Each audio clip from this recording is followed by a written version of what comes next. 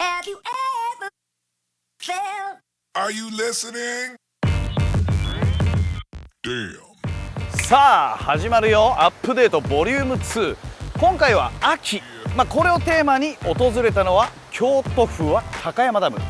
ここを舞台に秋のリザーバーの釣り、ちょっと紹介していこうかなということなんだけども、さあ秋一言で言っても難しいよね。女心と秋の空なんていうように、秋のフィールドも毎日コロッコロ変わっていく。昨日まで良かったあのポイント、先週まで釣れてたあのスポット、当日ガラッと変わる。ガラッと変わる原因、みんな知ってる？あれがもたらすあんな効果。あの魚はこうなってこうなってこうなるからバスが秋食うんだよ。みんなが現場でアップデートしきれてない秋の細かなキーワード、今回もきっちりその辺をアップデート紹介していくからお楽しみに。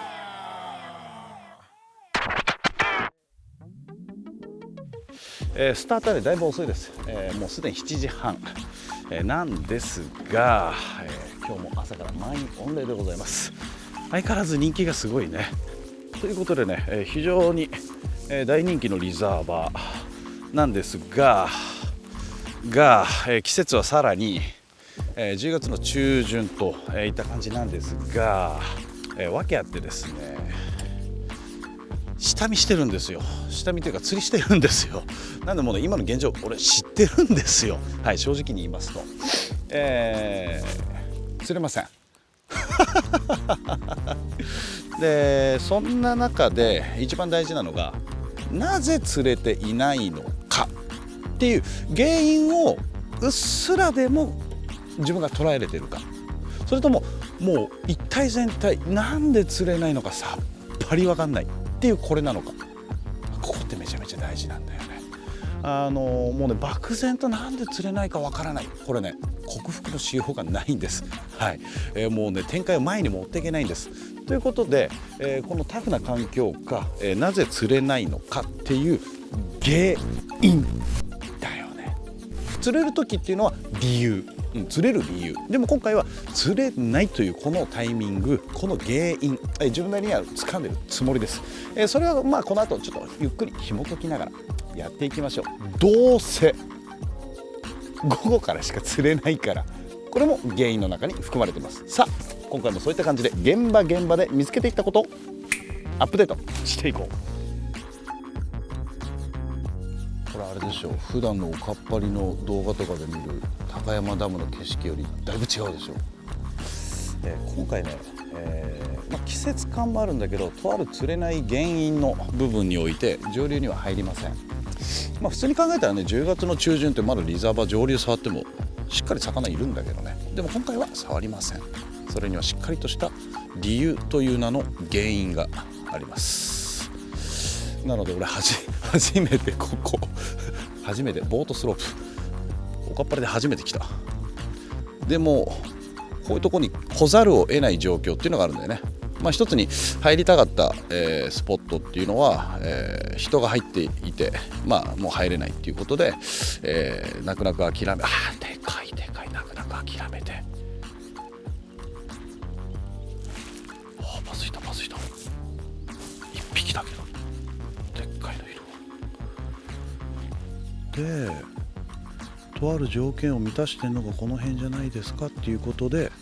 来てます。こういう景色のところに。そしたら今いいサイズが1匹いた。だからどんなに釣れなくなって急変した環境下でも、バス釣りのいいところは必ずどこか生きてるエリアがあって、必ずそのエリアにフィットする釣りがあるっていう、ここなんだよね。これが面白いところ。それを探す。タフな時はね、釣れる時とか状態がいい時って別にどこでも釣れるのよ。別に何やっても釣れるし。今回はこういう秋のタイミングのこういう状況でちょっとタフってますよっていう攻略の何かのみんなの参考になるところをドロップできたらいいかなっていう。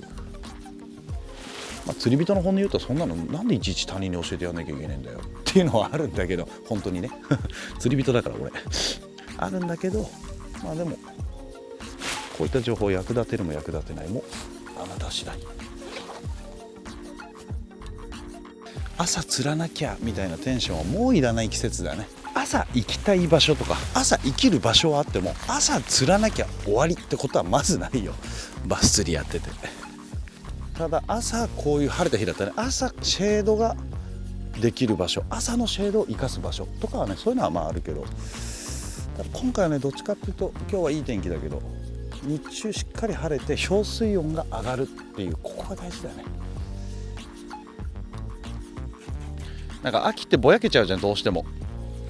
だからそのぼやける中でも魚、ベイトを中心に魚をこうグッと集めてくれる、例えば濁りであったり流れであったりチップみたいなゴミだまりであったり、その何かやっぱこうグッと寄せるものを探していくっていうのは大事だよね。多分今冷たい水が通る場所っていうのはあまりよろしくないから、やっぱり何かの裏っていうかへこみであったり水をまくところで、インサイドがその中の分かりやすい一つの一例だろうけど、一匹見ただけでその後が回ってこないな。でも高山ダムってよしじゃあ動こうと思ったらやっぱね、もうねゲージがめちゃめちゃ減るのよ。これ1個間違ったとこアプローチすると俺ぐらいこう体力のない人間になってくると、もうそこ行っただけでもう3分の1とかになっちゃうからねもう一気に終わっちゃうから。なので僕は昔から大嫌いです。ここはっきり言います、大嫌いです。でも魚はいいんだよね。あとここはここでしかできないちょっと癖があったり独特な釣りができるからちょこちょこは来る。でまあ足場も悪いとこあるんでね、本当にこれ冗談抜きで気をつけてください。であと、この釣れない朝のタイミングなんで、アナウンスしておきます。遊漁券必要なんで必ず買ってください。ちなみに今俺ここどこだ、なんかバッグついてるでしょ、この辺とかついてるよね。これ年券買ってます。はい、もう知ってる人たくさんいると思うんだけどね、ここのダムっていうのは3つの県がまたがってます。京都府、奈良県、三重県、それぞれ漁協の管轄が違うんで、上流で生きてくる、県漁県、下流で生きてくる、漁県、これ違うんでね、片方買ってるからいいだろうなんてそんなアバウトなことは本当にやめてください。すごく行き届いてるっていうか管理をきちんとしてもらってるレイクです。でだからこそ大腕振って釣りができるっていうところなんで、その辺のマナー守るとただでさえね、すいません一言で言うとゴミがめっちゃ多い。ここもそうじゃん。今ふっと目に入ったけどね、あからさまにこれ釣り人が置いていったものだと思うのよ。ゴミ結構ここ目立ちます。糸とこういった飲み物系すごい目立ちます。これ管理されてなかったら速攻釣り金ですよ。持ってくんだと持ってけやっ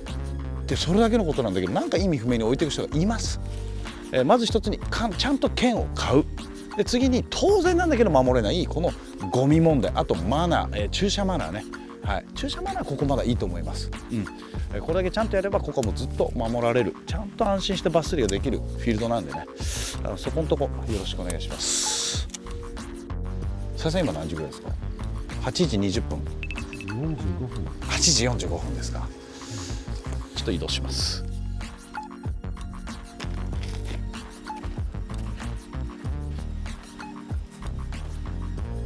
やっぱこういうとこだね。こういうとこにベイトが溜まってる。もう直接の流れを極力食らわないインサイドのたるみ。バス行った。あいつなんか食ってたぞ。あいた。どっか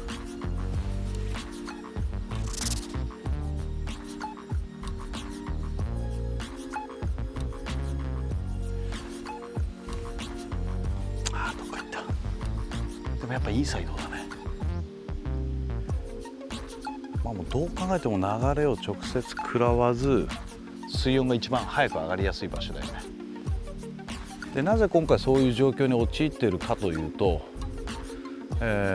週末に台風来たよと。で秋雨前線刺激されて、350ミリほどの雨がまとまって降ったよと。普通に考えたらこうね、水も入れ替わって水に色もついて爆鳥の予感っていうのが普通の考え方なんだけど、やっぱ秋雨前線刺激したすごく冷たい寒い雨だったから、それがまとまって降ったっていうところプラス、この高山ダムに関連するダム2つが放水量がすごかったと。でそうなってくると、前回も言ったと思うんだけど、ダムってその単体だったらいいんだけど、上にまだダムがあるよっていうこういった状態の環境のダムっていうのは、どうしても上のダムからの放水っていうのは単純にそこにある一番冷たい水が出される。だから環境がガラッと変わる。だから魚の活性落ちる。その中でも動けるやつらはまだこういう環境だよね。こういうところにベイトもバスも動けるやつらはふらふら活性低いなりに多分入ってくるねっていう。なんで今回自分は上流にもう入んねえぞって思ったのはそういう原因だよね。朝言ってた原因の話だから単純にベイトがその季節を象徴するベイトが集まる場所、それでいて今のネガティブな要素を極力避けれる場所だからこういった環境下か、もしくはもう最下流とか、そういう感じだよね。だから釣りは本当に理由と原因だよね。もうみんなが大好きなテクニックとかそういう話っていうのはもう最後の最後の最後の最後の一番大事なところの最後のピースだから。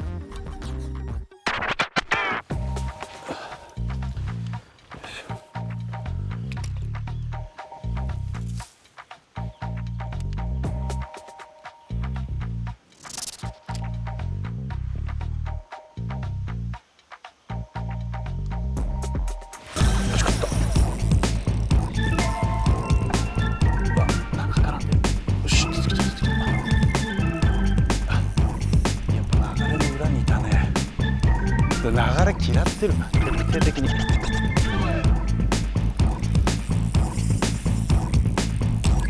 おでも元気だな、ヘルシー、コンディションはいい。だからこういうコンディションのいいやつさえも流れを嫌っちゃってるっていう、これが現状だよね。あ、やめてやめてやめてやめてやめて、すげえ引くんだけど面白い。あ、いい4ジャンプ。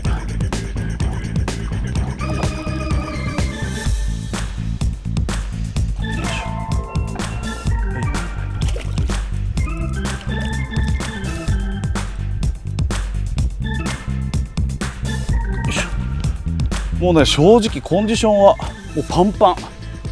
パンだけど、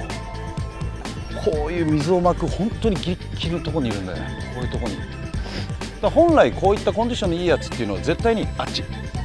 もう流れが一番通る沖、もしくは、背になってるようなところでベイトを追い回してたりするタイミングなんだけど、もうそうじゃないっていう、もうこれがもうやっぱ表してるよね。だから今回なんとなく朝から感じてて、ああこっち行っちゃダメだな、こうだよな、ああだよなって言ってたことっていうのが、ある種ここに今一つの可能性と答えとして現れてる。だから釣れた場所、釣れ方、こういったところから今の状況もなんとなく 100% じゃないけどね、なんとなくやっぱこう紐解いていく一つのきっかけになるからね。魚が冷たい。10月の中旬でこんな冷たくちゃダメで、しかもさっき帯で若干こうなってたからね、ちょっと曲がり硬直気味で、やっぱ水中が地上とは違って全然寒い、要は冷たいっていうことをいろんな意味で魚が指し示してる。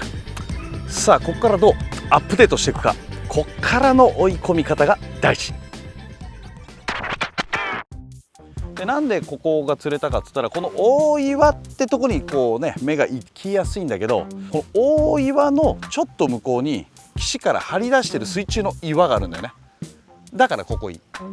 流れがやんわり来ちゃうとこなんだけど、それでも水中に入ってる伸びてる岩が流れをこっちに外に持っていってくれて、ここは柔らかくさらに巻くところだから別にって感じの場所なんだけど、別にが別じゃない感じになってるよね。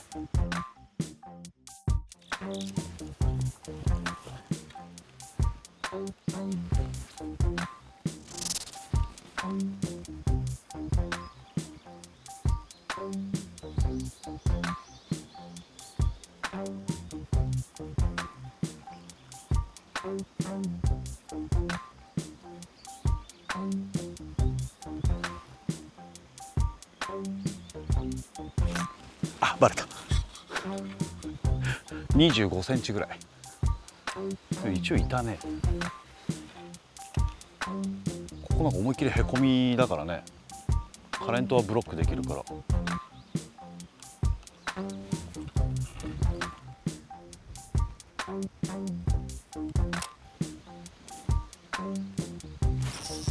よし、ほらやっぱこういうとこに溜まってんだよね。うん、間違ってない。よいしょよいしょね、35センチぐらいだけど、でもまあそういうことみたいな感じだよね。まあでもコンディションは悪くないんだよね。ちゃんと餌を食えてる。だからそこのね、大きい岩が斜めにこうせり出してるところの付け根やってダメで、じゃあもう一つ流れをちゃんとブロックできてるところってなると、まあ、そこの冠水の草とこの岩との間に水中に冠水の草枝なんかわかんないけどちらっと見えて、その近くどうだろうと思って入れてみたら食った。だ釣りってこう入り口が全てじゃないんだけど、やっぱり捉え方という名の入り口を間違えると、特に秋はもう一つ言うならおかっぱりはもう迷子になりやすいから、やっぱりこうそのフィールドで今の状況、その中でこうかなっていう入り口の作り方ってやっぱ大事だね。これがやっぱこう情報にとらわれすぎてると、入り口が情報でしかないから、まあ、それがフレッシュだったりね、信頼がおけるんだったらまあ100歩譲ってもまあって感じだけど、やっぱこうね SNS で見たとか、これなんかもう今回なんかもう雨降る前と今じゃもう天と地の差だから、やっぱりそういうところの自分の判断力っていうのは本当に大事だよね。なんか面白いよね。はい、ちょっとカバンでマイクがブロックされてますね。すみません。はい、わかりました。そうですよね。はい。すみません。いや全然謝らんといてください。さわちゃん物申すみたいな。さわさん今何時ですか？今10時57分。あかん。よし、じゃあ11時来る前に1回休憩ということで、朝の7時半ぐらいから始めて、のんびり、あんま釣れる感じがしなかったんでね、だいぶのんびり、だらーっとエリアを、見て回って、でなんとなくの方向性が、こんな感じかなっていう、ものが見えたんで、早めの休憩を今から11時前に取って、で昼過ぎ、昼過ぎを長く取りたい。もう理由は途中言ってたよね。やっぱ水温上がってくるんで絶対昼からの方がいいと思うんで。このサイレン11時かということで、はい、早めの昼休憩いきましょう。アップデート。こんにちは。僕やらせてもらってもいいですか？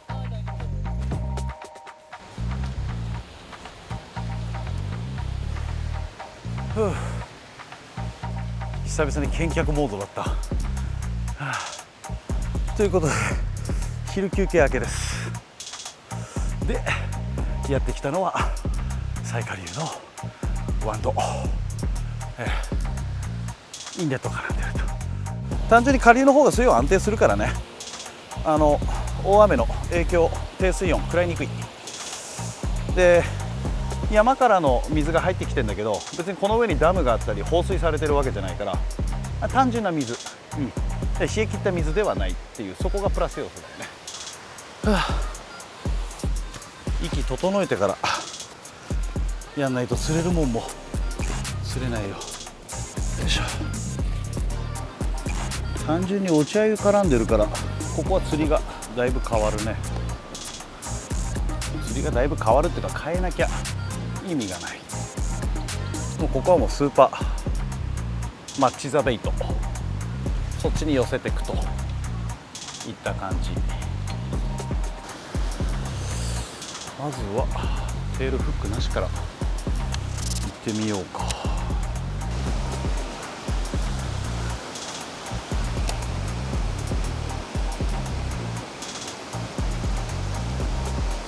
うわ、来た来た来た。うわー、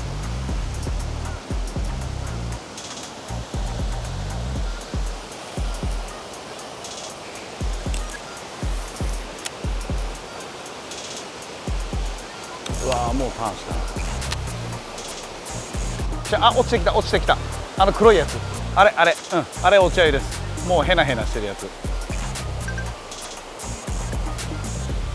もうザ、あれはザです。ああいう感じでこうもう流れに負けて落ちてきちゃうんですよ。壊れました。ちょっと入れますわ。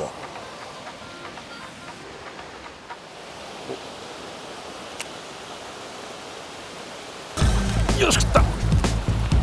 よっしゃー。サイズは可愛いけど完全落ちあゆ、落ちあゆにチェイスをかけたのを見たからピッと入れて、まあルアーパワー半分、もう魚がスイッチ入ってた半分だねこれはね。もう完全に変色、もう落ちあゆにしかもうフォーカスが合ってなかったやつだよね。だからもうほんと餌って思える瞬間とそのものにしかチャージをかけないやつ。まあタイミングが良かった1匹。しかし偏ってるね。状況と魚のねコンディションが相当狭い。で今のは見えてたから、目でちゃんと魚の動きを捉えれて、あムズムズしてる、行くなこいつっていうのを捉えれたから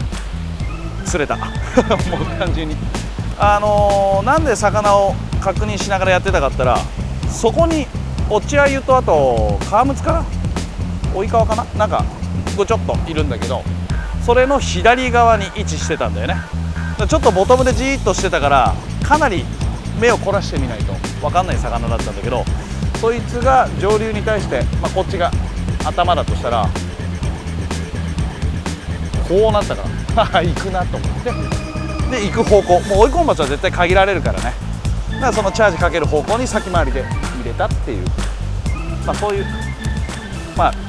見えててよかったっていう、ラッキーフィッシュです。だからこの時間のアユ絡んでるのってちょっと釣りにくいのよ。でなんで難しくなってくるかっていうと、やっぱりアユが絡んでるフィールドであれば、もうバスがやっぱ一番好んで食いたがるベイトっていうのはアユなんだよね。例えばギルがいるよと、あと追い川がいるよと、エビもザリもテナガもいろんなものがいるよってなった中で、バスが一番近くにいてスイッチがバチッともうブッチッといっちゃうのは何かっつったら、もうアユなんだよね。前回のアップデート、これ稚アユっていう、成長する前の、アユが絡んでたっていうのがね、するためのロジックの大事なところだったんだけど、今回もアユです。で季節が進んでね、成長したアユが、落ちてくると。で、いわゆる落ちアユと呼ばれるものです。でこれがじゃあどのぐらいのタイミングで始まるのかっていうここなんだけど、地域によっても格差ございます。大方9月10月、大体この2ヶ月で起きます。だけどアバウトだよね。なので一つのもうちょっとはっきりした目安、これは何かというと水温なんだよね。基本的に、9月の初旬あたりから雨っていうものが秋雨前線を絡んだ冷たい雨に変わってくると、それに伴って水温は落ちます。必ず落ちます。そして20度、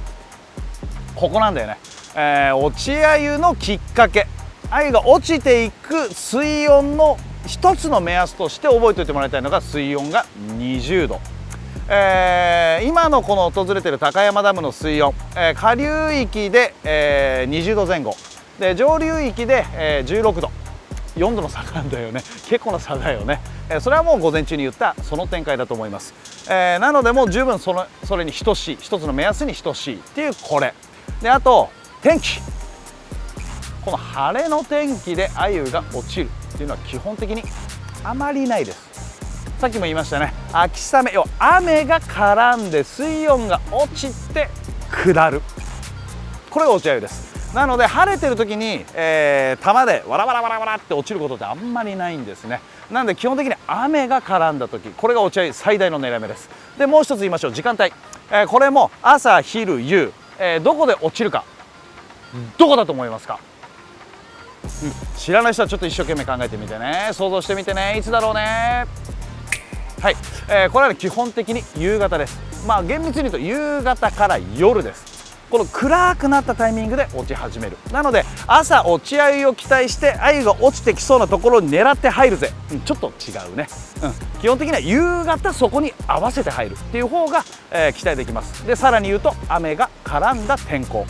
これが落ち鮎としてはもう完璧な、ザクッとした外枠のいい枠ができる知識になってくるんでね、これを一つ頭の中にポンポンと入れといてもらったらパチン、はい、アップデートっていうことになります。なのでまあここからは、そういった夕方に向けて鮎、それに対してムラムラワクワクしてるバス、これをどうここの小場所で絡めていくか、これを継続的にね、やっていきたいと思います。アップデート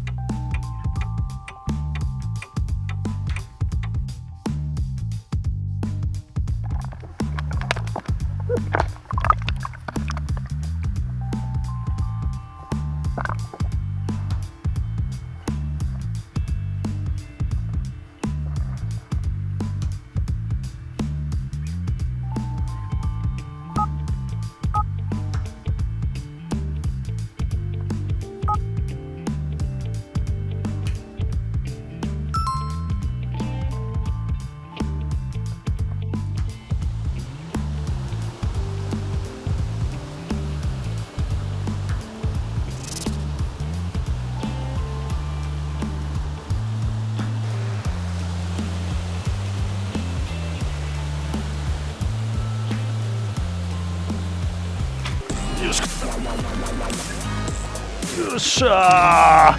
ーカメラ沈めた甲斐があったねいやー水中どうなってんだろうねって言ってスタッフの人が水中にカメラを入れてくれて、いきなりバス映りましたよ。ああその辺に浮いてんだってことでね、ルアーを吊るしに変えて、でしかも見てベイトフィッシュなんだよね。これをいつもの吊るしの感じじゃなくて、あえて今バスが好んで食ってる、落ち鮎にはサイズ感合わないんだけど、それでもベイトフィッシュ感を出そうということでこれに変えたら、食ったね。でも水中の映像でもうもろ分かった。バスはもう絶対的に浮き気味で上を見てる。それに合わせて吊るす。そしたら食ったよ。いやー、おかっぱりは基本魚探ないからね、もうおかっぱり版強引なライブスコープみたいな感じで捉えたぜ。ね、綺麗な45セン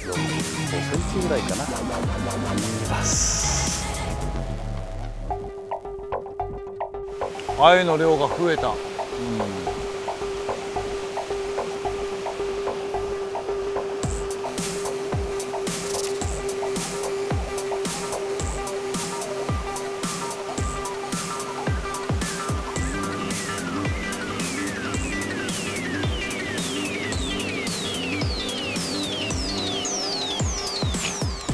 おお、また食ったよ。あ、これパターンだね。でもパターンなんだけど、どんどん魚が細くなっていってる。クオリティが違うもん、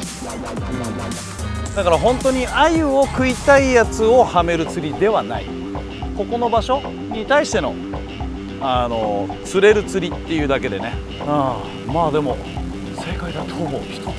一つのだメインの鮎パターンとはそれたところの魚を釣る一つの方法を見つけたね。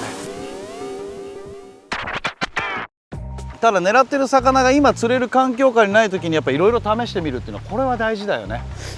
朝多分ぼやっと言ったと思うんだけど、釣れないことはあんまり恐れすぎちゃダメだよっていう。だからなんで釣れないかっていうこの原因を知ることが大事だよ、もしくはそれを考えてみることが大事だよっていうのと同じで、今自分がやりたい狙ってる釣りとか魚が釣れないなって時も、じゃあ違う可能性ってあるよね。でこの景色を考えた時に何ができるかなっていうこの想像もすごく大事だよね。だから釣れないことを経験して、あ、こういう状況条件の時はここは釣れないんだ、これ1個アップデートだよね。これ前回も言ったと思う。で例えば、あ、今やりたい狙ってる釣り魚は反応しないんだ、でもバスはいるんだ、あ、そういう風になってんだ、だったらこの環境を生かせるんだったら吊るしてみよう、アップデートだよね。だからやっぱりこうネガティブに捉えちゃいけないってことだよね。バカ一辺倒のポジティブも良くないけど、やっぱりこう柔軟に遊んでみるっていう大事さっていうのが今はこれ現れたね。だからまあかっこつけるような表現に聞こえちゃうけど、メインパターンは今フルで稼働してないけどサブを見つけれて、今サブが稼働し始めてるよね。あとはこれで本当にね、日が陰ってきてメインの鮎を狙いに来てるようなコンディションのいいやつが一発でもドーンと出たら、なんか気持ちのいい一日で終われそうだけどね。もうちょっと日が差してる間はこの釣りをベースにいろいろやってみよう。さあということで、たまたまだけどね、でも今調子いいこの吊るしなんだけど、こういった吊るし、こういう、今となっちゃもう専門のねスモラバが出てるぐらいなんだけど、この吊るしの一般的な具、具というかトレーラー、これはだいたいエビを模してる、もしくは虫っぽいもの、いわゆるコンパクトでなんかギジギジしたものっていうのがね、もうイメージ的には強いと思うんだけど、そこはもう王道です。はい、ど真ん中です。よりコンパクトにしてよりピリピリ動かしてあげるっていうのは大事なんだけど、ベイトフィッシュでしょ、どう見ても虫エビじゃないじゃんここ。そう考えていった時にはやっぱりこうね、スモラバにベイトフォルムってクエスチョンつく人もいるかもしれないんだけど、魚には関係ない、魚が食いたいのはこういうフォルムの餌だから。だからやっぱマッチ・ザ・ベイトさせていく、これの大事さっていうのは前回を見てもらっても今回のここまでの流れでもある程度は伝わってるかなと思うんだけど、そういう意味だと魚が絶対的にこの見上げる釣りなんでね、スモラバの毛が少々こうもさっとしてたところで、もうバスから見えるのはもうほとんどがこのベイトフォルムなので、ベイトがこういうチップについてる微生物とかそういったものをこうつまんでるかのように吊るしてあげて、バスより高い目線で誘ってあげる。そうすると糸も見えないし、でチップに近ければ近いほどこのラバーのもさっとした感じが調和されて、もうベイトのこの感じだよね、この感じが強調されるから、だからより生きてくると。なんでちょっとしたねアプローチテクニックのアップデートっていうところもあるんだけど、一つ偏見偏りとらわれずに、こういった状況下、ベイトだなっていう景色に対してはこういった具でやってもらってもいいんじゃないのかなといった、一つのおすすめの例です。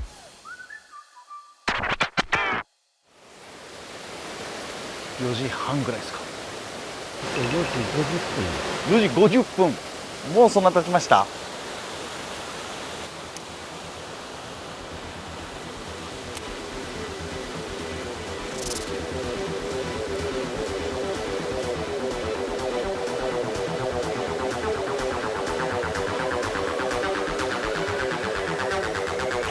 よしよっしゃ、うりゃーポリンポリン来たね。こいつ見えてたのサイトで仕留めた。うらねえ、超餌食ってるね、筋肉満太郎いいやつ来たわ。ユーマ詰めのスペシャルエディション。サブがメインになったね。でサブがメインになった理由っていうのはあるんだよ。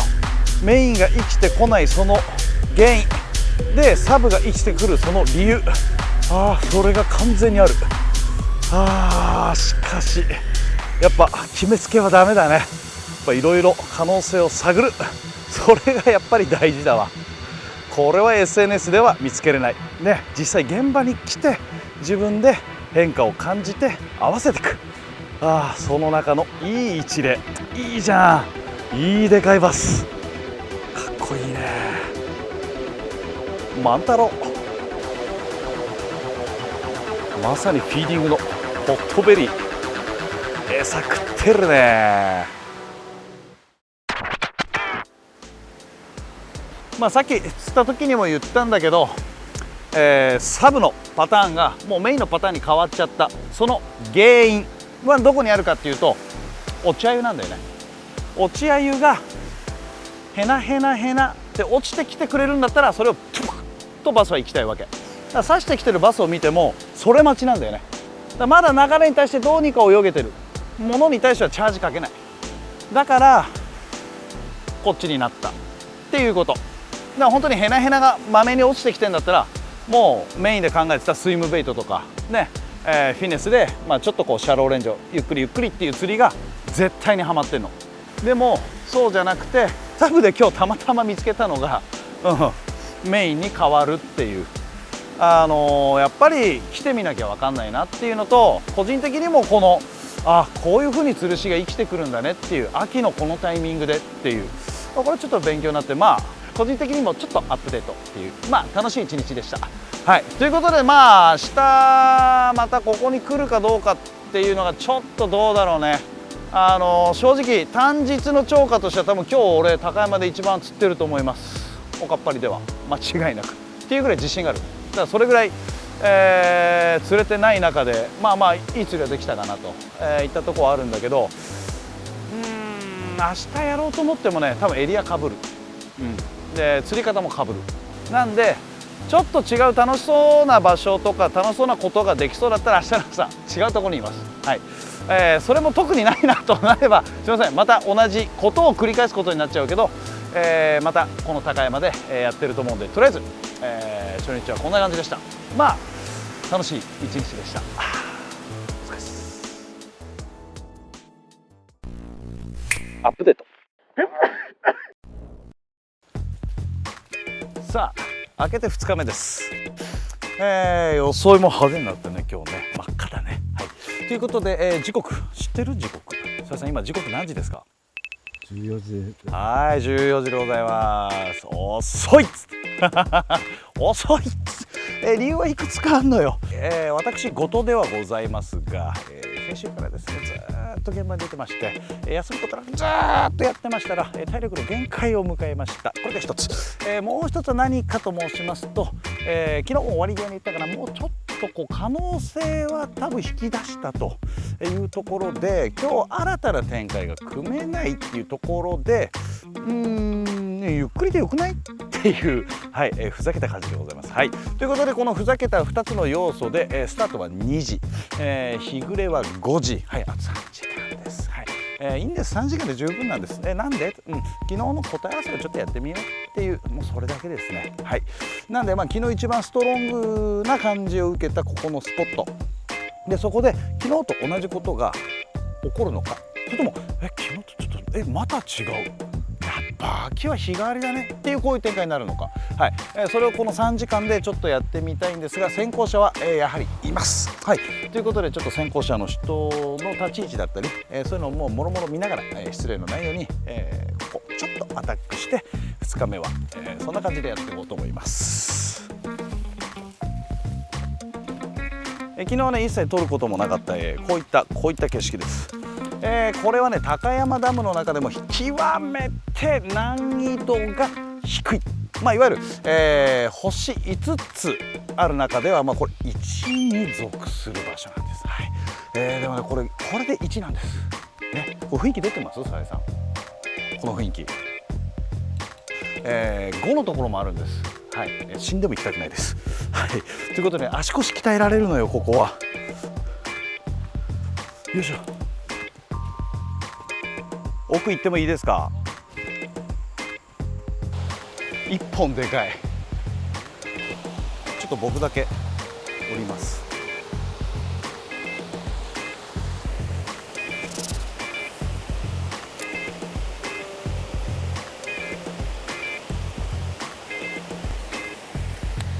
はい、ダメでした。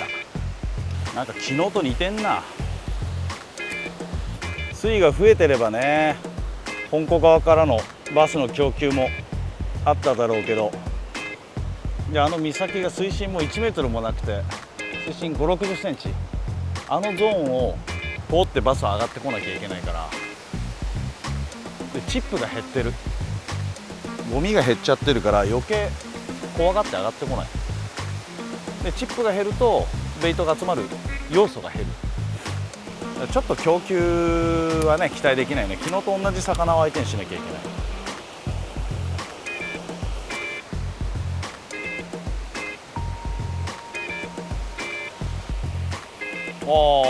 あゆ出てきた。でも落ち合いの数はでも減ったんだろうな。夜の間に食えるやつはもう食われちゃってんだろうな。だからどんどん魚がバスがニュートラルになっていく。これがもうメインベイトパワーだよね。メインベイトがやっぱ減れば減るほどスポットのパワーが落ちてくる。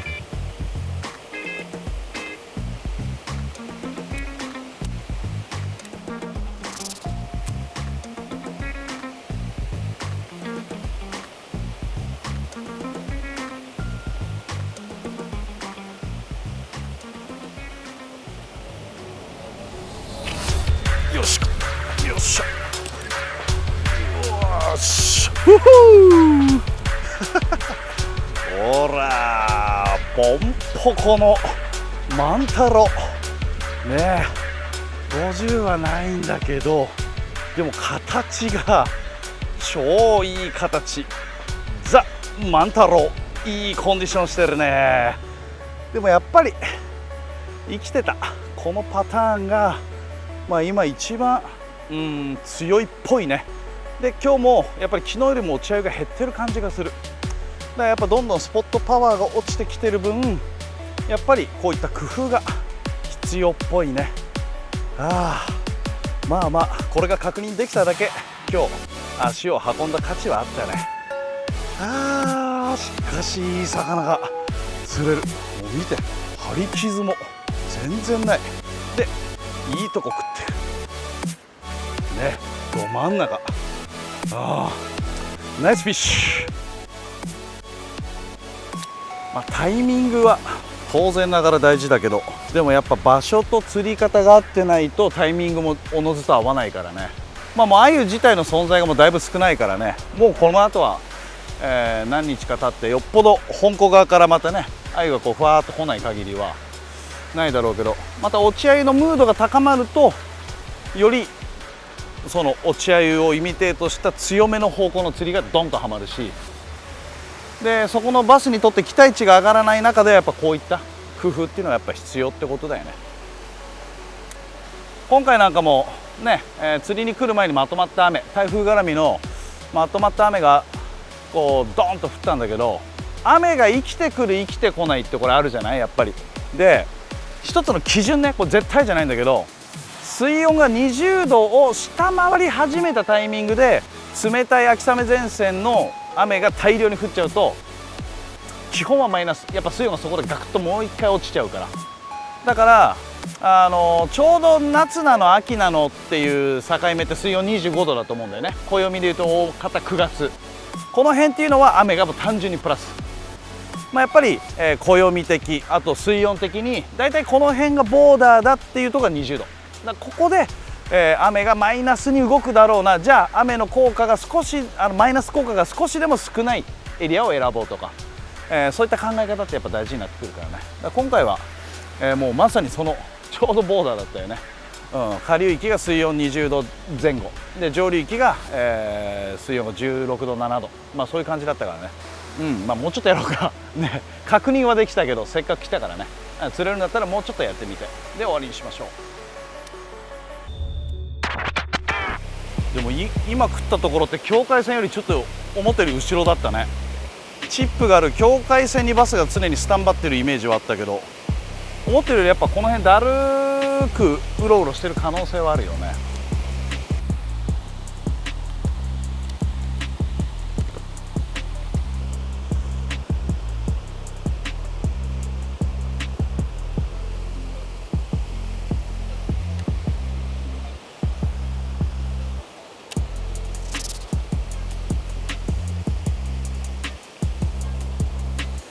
無反応。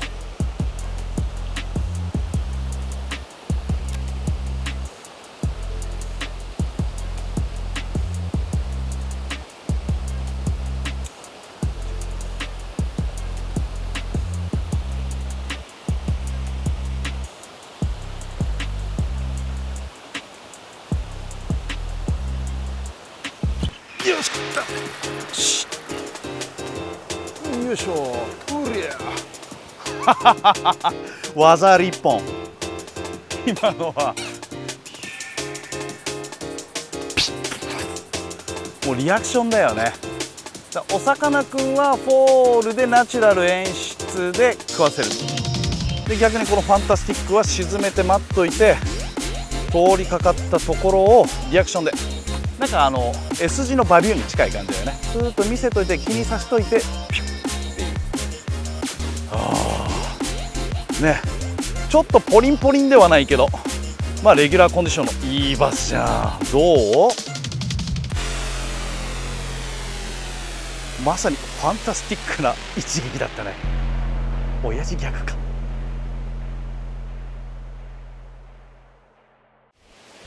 さあちょっと薄暗くなってきたから今日は早めに終わりましょう。ということで、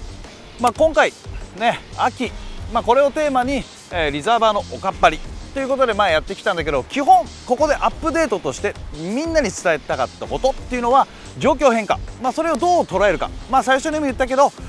原因理由、これを自分がどう切り張りしていくか、どこを見ていくべきか、基準っていうのはあくまで水温ベイト、これをしっかり抑えていれば秋基本パッと見失いがちだけど、そこのパッと見失った中でつまんでいく水温ベイト、そこをある程度外枠理解しておけば自分なりのゲームやっていけると思うんでね、今回はこういった感じの秋のリザーバー、みんなの何かに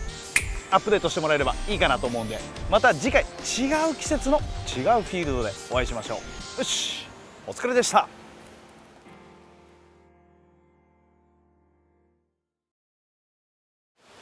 指鳴らしてお前帰ったんとちゃうんかみたいな。まだ帰んない。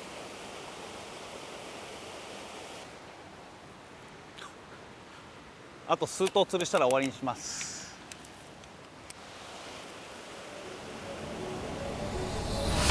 よしよしよっしゃ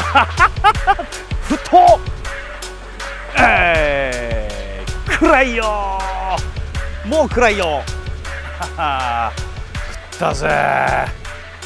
サバイさんありがとう、付き合ってくれて。見て見て、やっぱこれだね。時刻は5時20分ぐらい、結構もうね暗くなってきたけど、いやーいい魚じゃん。太いよね、50って感じの。でやっぱり昨日サブだけどメインに変わったこの釣りっていうのがやっぱり今日も強かったね。なんでそこがしっかり身をもって釣果を持って検証できたから、個人的には満足。いいじゃん、でかいよもうほぼこれもプライベートタイムだけどね、それでもいい締めフィッシュ俺もしっかり今回もアップデートできました。嬉しい。何回締めてんだって感じだけど、はい、もう本当に薄暗くなってきたんで本気で帰りましょう。お疲れでした。